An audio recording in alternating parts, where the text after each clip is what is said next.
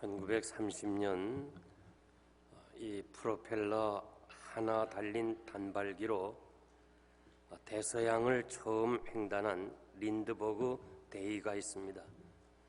당시에는 기적입니다. 그래서 영웅 대접을 받았는데 가는 곳마다 인기가 높았습니다. 그래서 많은 회사들이 광고 모델로 청빙을 했습니다. 그때마다 그는 거절한 가운데 그가 한 번은 파리에 방문했을 때 큰 담배 회사 사장이 직접 와서 당신이 담배 한 가치를 그냥 손에 들고 있거나 혹은 입에 대기만 하면 5만 불을 주겠다고 제의를 했습니다. 이때 이분은 하는 말이 나는 하나님이 나의 주인이지 결코 재물이 나의 주인이 아닙니다. 내가 대서양을 횡단한 건 내 힘이나 내 기술이 아니고 하나님의 은혜로 왔기 때문에 나는 그렇게 할 수 없습니다 하고 거절을 했어요. 그 당시에 이 5만 불은 지금으로 환산하면 50만 불에 넘는 큰 돈인데 그 돈을 거절할 때 그 사실이 신문에 나고 많은 예수 믿는 사람이 감동을 받았어요. 그래가지고 모금을 해서 10만 불을 그에게 줬어요. 이거 굉장한 수입 아닙니까? 하나님 앞에서 바르게 살면 하나님께서 넘치도록 채워주실 줄 믿습니다. 요즘 이렇게 사는 사람이 참 드물어요. 또 누군가가 그렇게 살면 감동을 받을 사람도 없어요. 오히려 저 바보 같은 놈이다 이렇게 취급되는 세상이 되었습니다. 누가복음 16장 13절 보면 우리 주님 말씀하시기를 집 하인이 두 주인을 섬길 수가 없듯이 우리가 하나님과 재물을 겸하여 섬기지 못한다고 그랬습니다. 하나를 중하게 여기거나 혹은 하나를 경히 여기거나 혹은 하나를 선택하면 하나를 포기해야 된다고 그랬어요. 우리가 세상에 살면서 경건을 유지하기 위해서는 항상 우선권을 중요하게 생각해야 됩니다.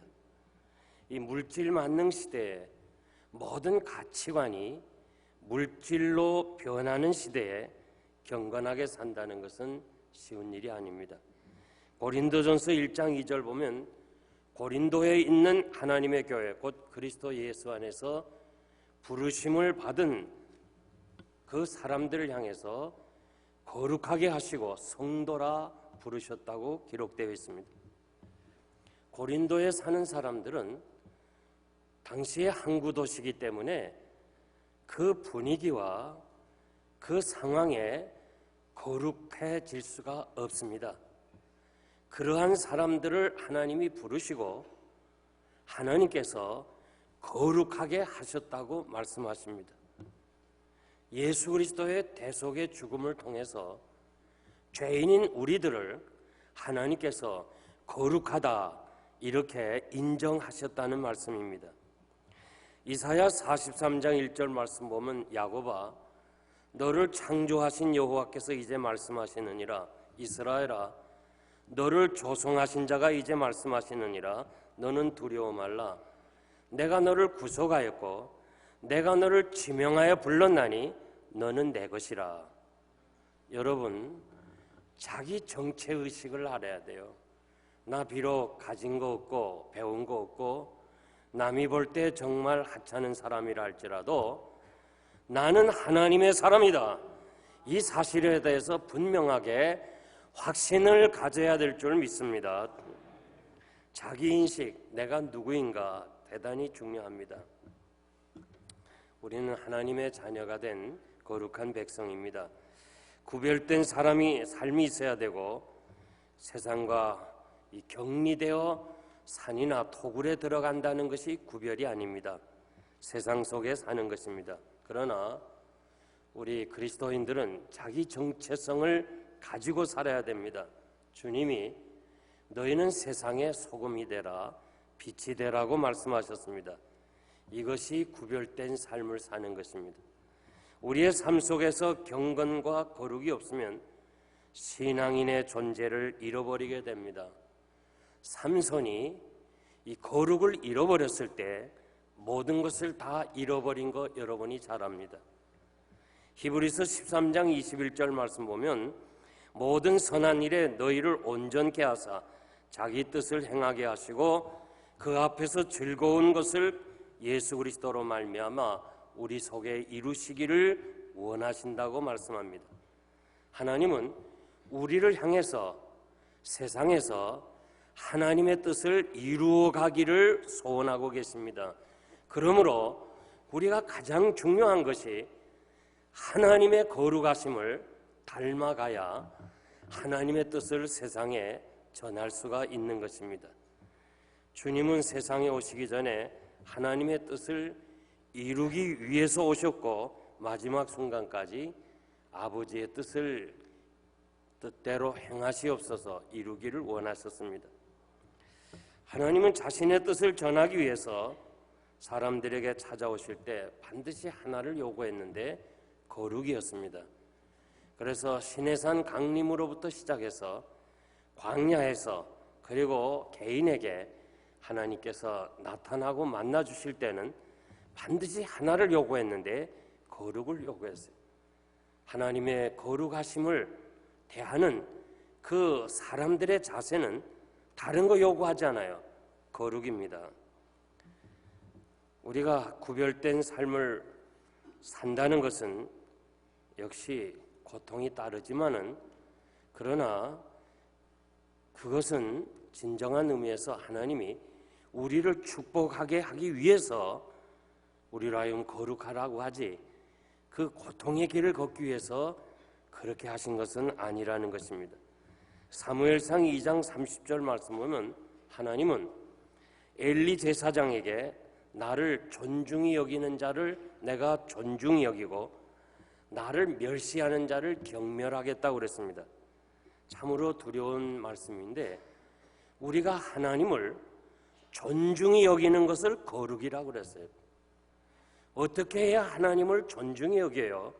하나님의 거룩하심을 닮아가면서 우리 자신이 거룩한 삶을 사는 것이 하나님을 존중하게 하는 것이라고 말씀하십니다. 요한복음 17장에 보면 주께서 마지막 중보 기도하시는 말씀이 나오는데 그 중보의 기도 내용이 하나예요. 하나님이 거룩하신 것처럼 아버지여 저들이 세상에 사는 동안 거룩하게 보존되기를 원합니다. 왜요? 주님이 다시 오실 때 신부된 교회가 신부된 우리가 성결을 유지하기를 원했습니다. 그래서 초대교회로부터 지금까지 주님을 맞이하기 위해서 신부된 교회가 피 흘린 고난을 받았어요. 그리고 신부된 성도들이 신앙의 순수성을 유지하기 위해서 얼마든지 하나님과 세상의 황제를 동시에 섬길 수도 있었어요. 황제에 가서 주님이라고 말 한마디만 하면 죽음의 자리에서도 놓일 수 있었지만은 주님 외에는 주가 될 수가 없어서 그 한마디 말 못해서 사형정에 나가고 사자의 밥이 되었어요. 왜 그래요? 신앙의 순수성, 신앙의 정절을 유지하기 위해서 그렇습니다. 지금까지 그 수많은 목사님들이 계시는데 가장 나쁜 목사님이 누구냐? 제게 묻는다면 홍택기 목사님이라고 얘기를 하겠어요. 왜냐하면 이분이 장로교 총회장으로서 장로교가 신사참배를 하라, 그리고 예배를 드리라 하면서 회장으로서 이 지휘봉을 딱 두드렸어요. 그 후부터 일본 순사들은 교회마다 법으로 장로교가 이미 결정했지 않느냐 하면서 그 법으로 많은 사람을 잡아가고 투옥시키고 순교의 길을 가게 됐어요. 감리교가 요즘 아주 신앙으로 상당히 자유주의적으로 나가는데, 이미 그 당시에 다른 교단, 장로교 외에 다른 교단들은 다 신사에게 이렇게 절을 했기 때문에 문제가 안 되는데, 유일하게 장로교만 신앙으로 싸우다가 이 홍택기 총회장이 가결을 했어요. 그래가지고 결국은 장로교가 신사에게 절을 하기 시작했어요. 이제 공산당이 이북에 들어와서 이 홍택기 목사를 다시 만났어요. 과거에 당신이 일제하에 도와준 것처럼 우리도 좀 도와달라. 그럴 때에 이 홍택기 목사가 내가 한 번 죄진 것도 도저히 하나님께서 갚을 길이 없는데, 그 죄를 어떻게 할 길이 없는데 내가 다시 두 번 다시 그런 일 하지 않겠다. 순교를 했어요. 그래서 제게 누가 가장 훌륭한 목사님이냐 묻는다면 역시 홍택기 목사님이라고 대답할 수밖에 없어요. 우리가 약하고 연약해서 넘어질 수 있어요. 실수할 수 있어요. 죄악으로 나갈 수 있어요. 그러나 그것이 한 번으로 족하지 계속 반복된다는 것은, 그것은 하나님의 백성이 할 일이 아니에요. 내가 어쩔 수가 없어서 나도 모르게 육신이 약하고 할 수 없이 죄악의 길을 간다 할지라도 다시는 그 길을 가서는 안 된다는 것, 이것이 바로 우리가 세상을 살아가야 될 신앙인의 자세라고 생각합니다. 본문 14절에 보면 너희는 믿지 않는 자와 멍해를 같이 하지 말라. 의와 불법이 어찌 함께하며 빛과 어둠이 어찌 사귀겠느냐 말씀합니다. 사도 바울은 고린도 교인들에게 단호하게 말씀하는데 너희들이 거룩한 삶을 살아야 된다는 거예요.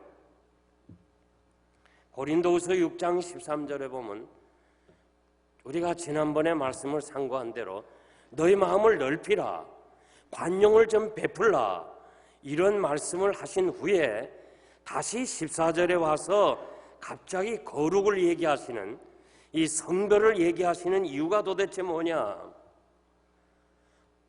바울이 고린도 교회를 향해서 너희 마음을 좀 넓히라, 그리고 좀 관용을 베풀라, 용납하라, 이런 말을 자칫 잘못하면 오해할까 봐, 세상에서 믿지 않는 사람과 함께, 죄 짓는 사람과 함께, 우상 숭배하는 사람과 함께 마음을 넓혀서 이렇게 우리가 용납하고 교제해도 될까, 이렇게 오해를 할까 봐 다시 14절에서 단호하게 거룩하게 구별된 말씀을 하고 있습니다. 고린도전서 5장 11절 말씀 보면 이제 내가 너에게 쓴 것은 만일 어떤 형제가 음행하거나 이 탐남하거나 우상 숭배하거나 술 취하거나 호색하거든 사귀지 말라. 이런 사람과 함께 하지도 말라. 요한이서 1장 10절 11절 보면 누구든지 이 교훈을 가지고 가지 않으면 너에게 나가거든 그를 집에도 들이지 말라. 만약 그를 집에 들이는 날에는 또 혹은 그에게 인사하면 그 악한 일에 참여하는 자가 된다. 이단은 집에 들이지도 말라, 인사도 하지 말라고 그랬어요. 왜 그래요? 이단에 우리가 넘어가기가 쉬워서 그래요. 이단이 그 지배하는 그 사탄의 영이 우리를 넘어지게 하고 우리로 하여금 진리의 길에서 떠나게 할까 봐 우리 몸, 우리 생각을 아신 하나님께서 이단은 아예 상종도 하지 말라. 믿습니까? 어떤 사람은 내가 이단에 들어가서 그 이단에 있는 사람을 빼오고 내가 분명히 전하겠다 그러면서 들어간 사람이 있어요. 들어간 사람은 많지만 나온 사람은 없어요. 들어가기만 하면 다 거기에 넘어가요. 성경 해석을 한 절만 하면 안 됩니다. 전체를 봐야 돼요.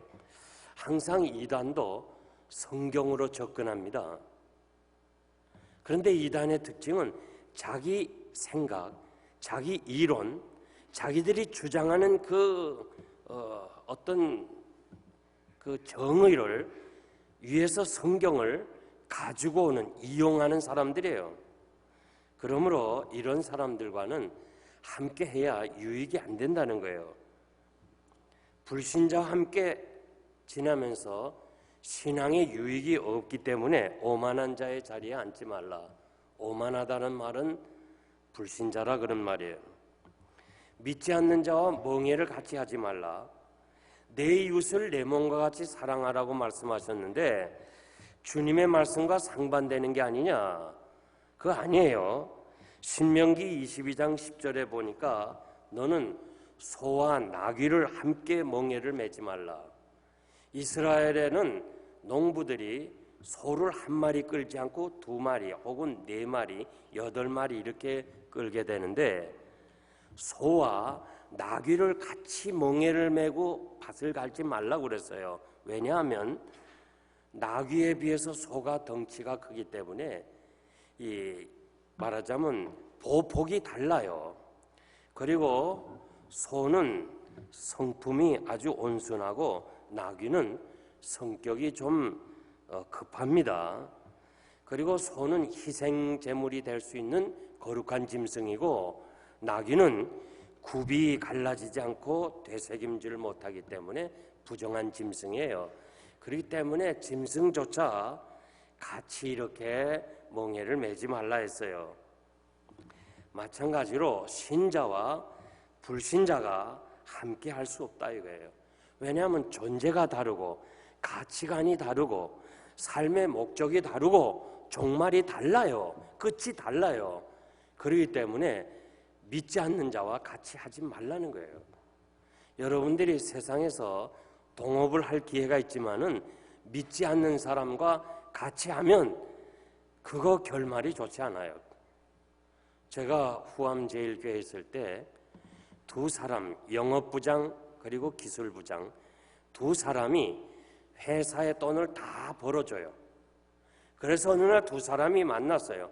이 회사가 지금 이렇게 번창하고 크게 되는데 당신과 내가 둘이가 이렇게 다 벌지 않냐. 우리 둘이가 회사를 차리자 해서 두 사람이 회사를 차렸어요. 그래서 제가 섬기던 교회 그 집사님은 영업부장이라서 같이 이렇게 개업을 예배를 드리는데 그 파트너가 오질 않았어요. 그래서 아니 집사님 왜 함께하는 사장은 안 왔냐니까 그 사람은 불교래요. 불교 신자라서 못 들어오겠다는 거예요. 그래서 내가 집사님 이거 아무래도 안 좋은데 어떻게 성경에 믿지 않는 자와 같이 멍에를 매지 말라 했는데 어떻게 집사님이 이 믿지 않는 사람과 같이 이렇게 회사를 경영합니까? 사실 저는요 이 미국에 와서 상당히 마음이 약해졌어요. 그때는 30대지만은 아주 강력하게 했어요. 여기선 그렇게 얘기하면 또 교회 안 나올까 봐 좀 제가 많이 조심할 때가 많은데 제가 그랬어요. 강력하게 이건 안 됩니다.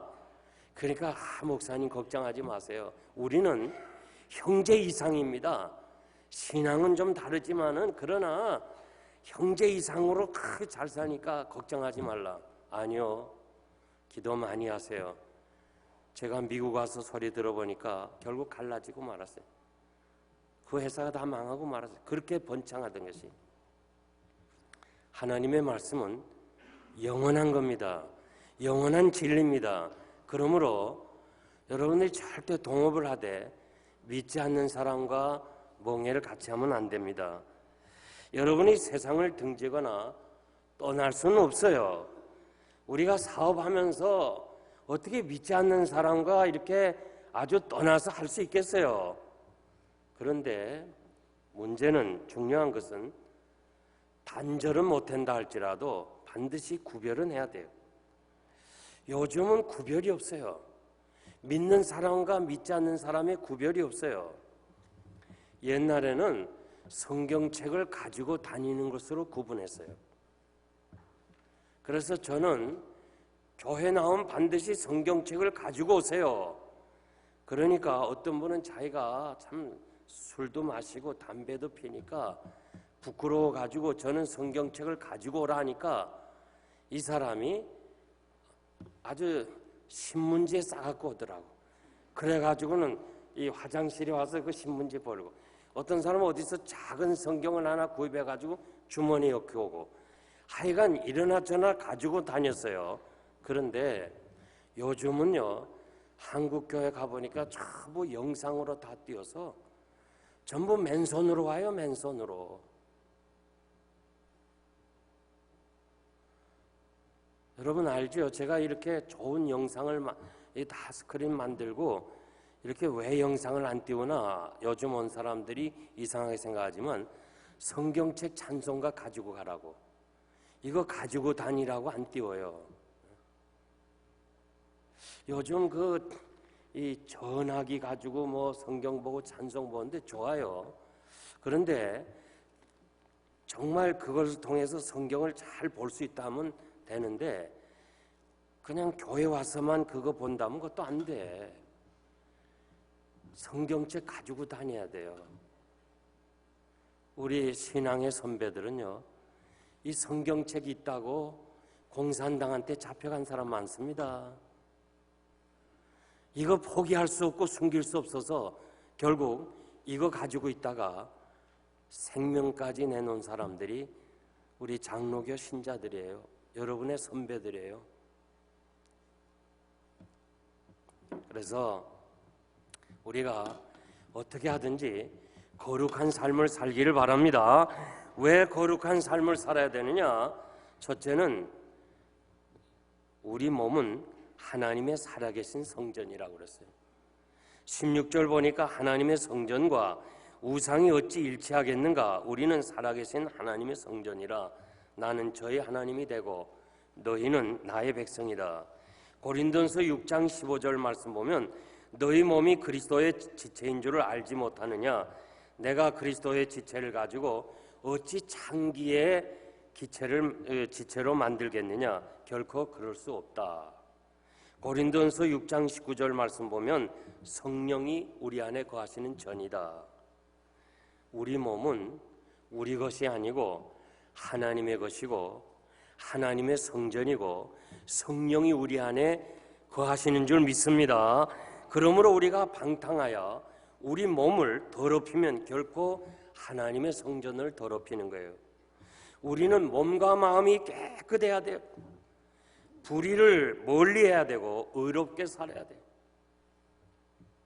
특별히 이번에 피택되신 여러분들, 피택되기 전과 피택된 후에 그 모습이 달라져야 돼요. 우리가 불의와 함께 멍에를 맬 수가 없어요. 빛과 어둠이 함께 존재할 수 없어요. 빛이 오면 어둠이 물러가게 돼 있어요. 하나님의 성전과 우상이 함께 일치할 수 없어요. 기독교와 불교가 일치할 수가 없어요. 이 종교라는 울타리 안에 기독교가 들어갈 수 없는 거예요. 믿지 않는 사람은 기독교도 종교 안에 있다고 그래요. 오늘 신학자들 중에서도 또 목사님들 중에서도 기독교는 종교 안으로 들어오게 해서 다 같은 종교라 그렇게 생각해요. 기독교나 불교나 뭐 마호메 교회나 이슬람교나 다 같다 그렇게 생각해요. 그래서 요즘 뭐 교회에 이 스님이 강단에 와서 설 법도 해요. 그러면 막 그냥 또 젊은이들이 아주 목사님이 인기가 있어요. 정말 어떤 종파 간의 벽을 헐어버리고 정말 마음이 넓다 이러면서 막 그냥 인기가 있고 막 젊은이들이 가는 거예요.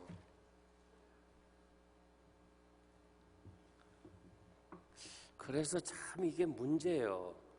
그러니까 어떤 분이 날 보고 또 와서 어느 목사님을 강사로 모시겠다고 그래. 이 사람아, 그 사람이 스님이 와서 그 교회에서 설법한 사람을 모셔? 당신이 진정으로 목사야? 성경에 뭐라고 돼 있어요? 우리가 분명히 알아야 돼요. 하나님과 우상이 일치할 수 없어요. 어떻게 목사와 스님이 함께 모여서 크리스마스 축하를 해요? 세상이 너무 변해지는 거예요. 우리가 연합을 반대하는 거 아니에요. 연합해야 돼요. 그런데 분명한 것은 진리로 연합해야 돼요. 진리로 연합해야지. 어떤 이 진리를 빼고 말씀을 빼고 연합하면 안 되는 거예요. 나는 이 강단에 초교파적으로 목사님을 모셔서 말씀 전하기를 원해요. 그러나 분명한 한 가지, 보수신앙이 있어야 돼요.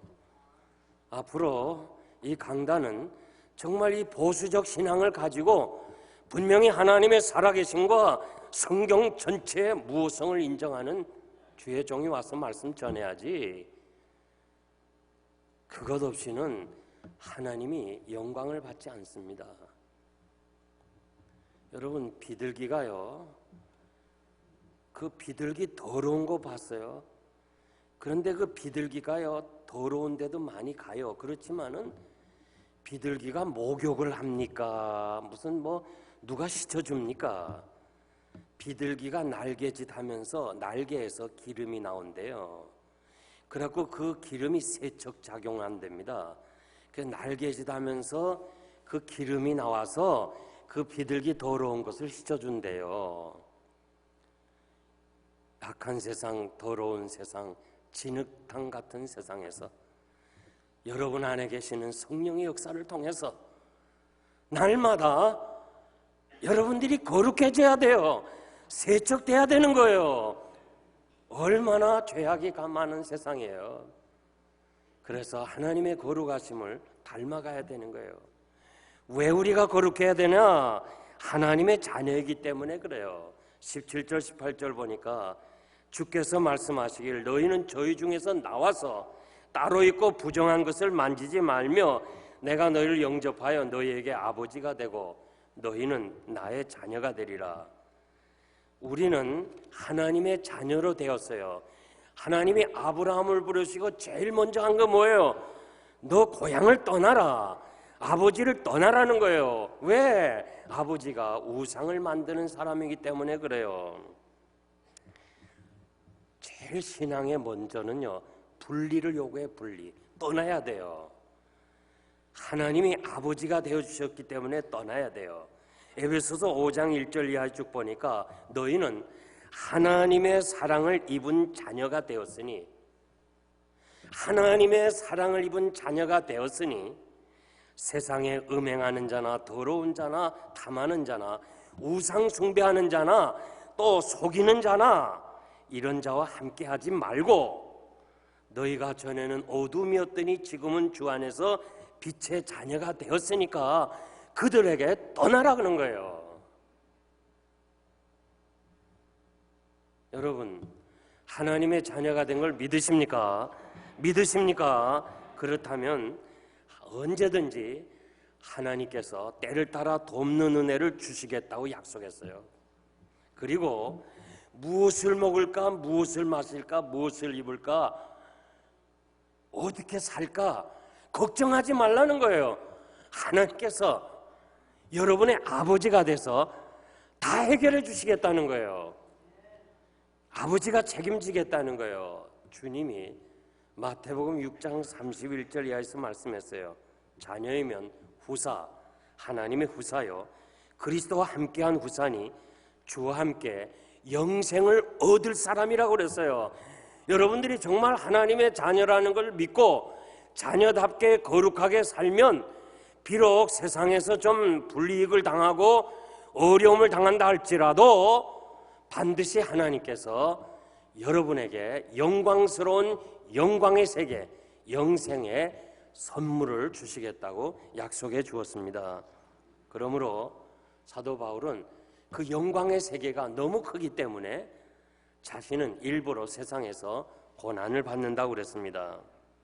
그러므로 여러분들이 성령이 내 안에 거하시고, 그리고 나는 하나님의 자녀가 되었으니까 이 세상에서 구별되게 살아야 될 줄 믿습니다. 두 번째, 어떻게 사는 것이 구별인가? 이 구별, 거룩, 가도시라는 이 단어는 준비라는 말이에요. 주님 맞을 준비하고 사는 것이 거룩하게 사는 거예요. 요한일서 3장 3절 보니까 주를 향하여 재림의 소망을 가진 자마다 그의 깨끗하신 같이 자기를 깨끗하게 하느니라. 재림신앙, 종말론적 신앙, 우리 자신을 성결케 하고 있습니다. 교회로부터 이 교회사에 보면 그 수많은 사람들이 어떻게 악한 세상에서, 환난이 많은 세상에서 신앙을 유지했어요. 재림신앙 때문에 그 순결을 유지할 수가 있었어요. 왜 이렇게 자꾸 교회가 타락해요? 정말 우리 미래가 어두운 거예요. 왜 자꾸 교회가 떠나요, 성도들이? 왜 자꾸 교회를 안 나가요? 재림신앙이 무디어졌기 때문에 그래요. 우리가 이 악한 세상에서 거룩하게 사는 것은 주님을 맞이할 수 있는 준비하면서 사는 것, 그것이 바로 거룩한 삶을 사는 거예요.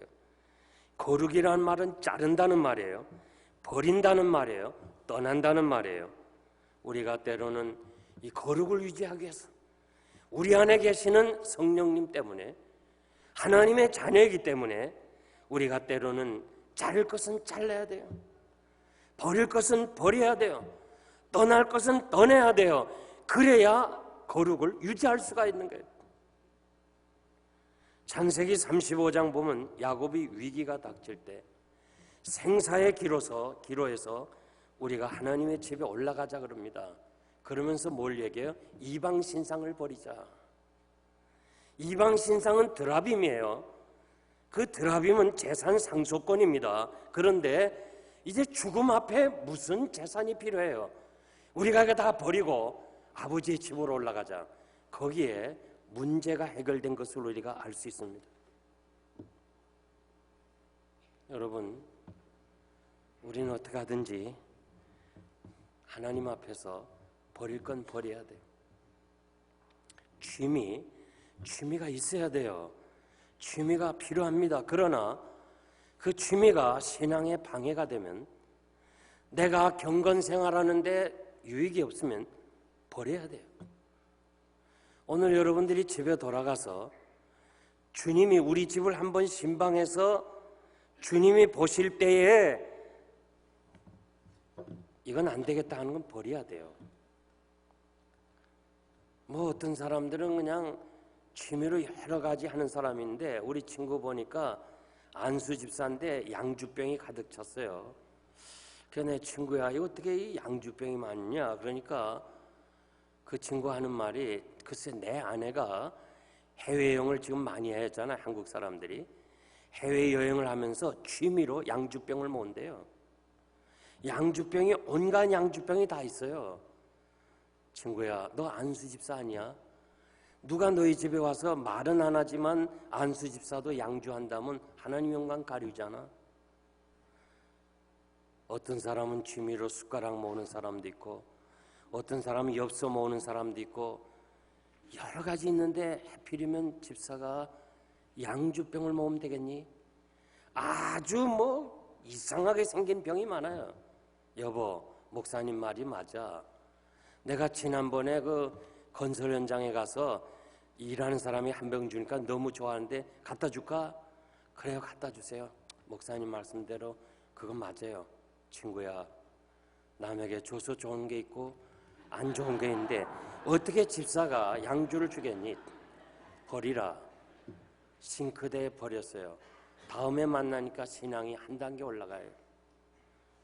오늘 여러분들 집에 행여라도 양주병 있으면 버려야 돼요. 특별히 제가 부탁하는데, 피택된 50명 여러분, 여러분의 집에 성결해야 돼요. 정말 하나님 앞에서 거듭나는 새로운 변화가 없으면 안 돼요. 그건 죄악이에요. 그리고 목사의 마음에 상처를 주는 거예요. 여러분들 위해서 얼마나 기도했는지 알아요? 철저하게 하나님 앞에서 변화를 가져와야 돼요. 교인들에게 실망시키면 안 돼요. 역사적 사건 33년에 전체를 다 지원해 준 거 하나님의 은혜고, 그 은혜에 보답하는 양으로 하나님 앞에서 바르게 살아야 돼요. 그렇게 해야 돼요. 그것이 바로 마땅한 사람이라고 저는 믿습니다. 그리고 마지막으로는 결단의 의미가 있어요. 다니엘과 세 친구가 왕의 주는 진미를 거절했어요. 우리는 세대를 본받지 말고 변화를 받아 하나님의 선하시고 온전하신 뜻이 무엇인가를 분별할 수 있는 사람 돼야 돼요. 하나님의 사람아, 피할 것은 피하고 버릴 것은 버리고 쫓아갈 것은 쫓아가라. 우리 하나님께서 말씀해 주셨습니다. 우리가 이 세상에 살면서 하나님이 기뻐하시지 않는 것은 버릴 수 있어요. 하나님이 원하지 않는 것은 떠나야 돼요. 그래서 정말 하나님 앞에 언제 어느 때 서더라도 부끄러움 없이 서야 돼요. 저는 어제 누구하고 이렇게 전화를 하는데, 이 50대 난 제가 가르친 신학생이 이제 이번에 목사 안수를 받고 다 하려는 학생이 갑자기 그렇게 건강한 사람이 밤사이에 스트로크로 세상을 떠났다는 거예요. 난 너무너무 그렇게 정말 나이가 들어서 신학을 공부하고 낮에는 회계사로 열심히 일하면서 밤에는 그렇게 나와서 공부하며 저를 본받아서 항상 질문하면서 나도 목사님처럼 목회자가 되겠습니다 하고 하던 그분이 그냥 세상을 떠났다 할 때 너무너무 쇼킹했어요. 언제 어느 때 하나님 앞에 설 때라도 부끄러움 없이 서는 정말 거룩한 하나님의 백성이 되기를 바랍니다.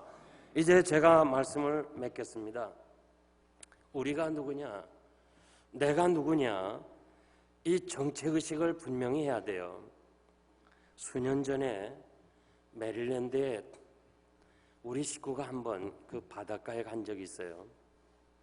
그래서 저와 우리 자녀 셋은 이 게를 부페로 먹는 그걸 오다하고 제 아내는 접시를 오다했어요. 그래서 우리 세 자녀와 나는 그 메릴랜드 그 게를 아주 막 무진장하게 막 100마리 이상 갖다 놓고 이렇게 우리 넷이는 먹는데, 여러분 그거 알잖아요. 남편은요 오래 살다 보면 아내 눈빛만 봐도 뭐를 원하는지 알아요. 그래서 제가 게다리 하나를 제 아내에게 줬어요. 그랬더니 제 아내가 먹더니 하나 먹고 또 제가 눈치를 보니까 또 원하는 것 같아요. 그래서 또 하나를 줬어요. 그랬더니 우리 아들 지금 목사가 된, 그때는 신학생이었는데, 아버지, 아주 정중하게 아버지 우리가 누굽니까? 아버지 우리가 누굽니까? 말은 안 했지만 누굽니까? 그 말에는 아버지 목사 아닙니까? 나 신학생 아닙니까? 어머니를 위해서 다시 오다 합시다. 그래서 어머니 마음대로 먹게 합시다. 나는 게다리 2개 정도는 괜찮은 줄 알았어요. 그 100마리가 넘는 데서 게다리 2개 하나 주는 거 나 양심의 가책을 안 느꼈어요. 그날 이후 제 마음속에 이것도 하나님 앞에서 잘못이구나. 그래서 항상 그 아들이 나를 깨닫게 했어요. 내가 누구냐? 내가 누구냐 이거예요. 난 영생교회 목사예요. 나는 정말 내 뒤에서 이 수천 명이 있잖아요. 그렇기 때문에 항상 조심하는 거예요. 범사의 모범을 되려고 하는 이게 얼마나 어려운지 몰라요.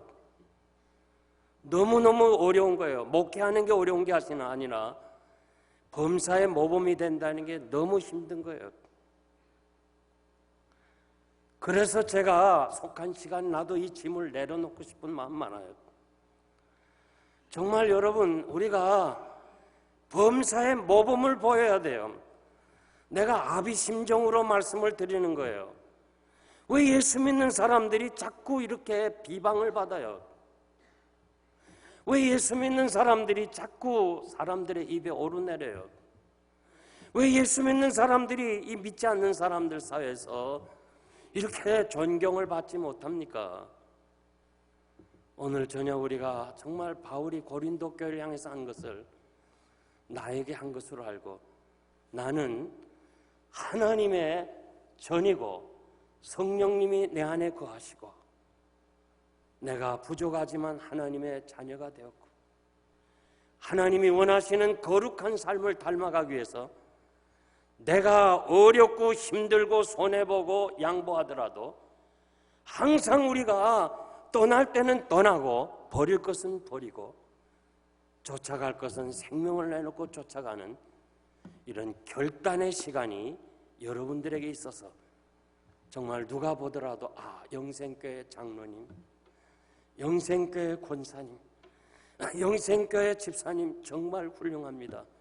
나도 그렇게 살겠습니다 하는 그런 삶이 여러분들에게 있어지기를 바랍니다.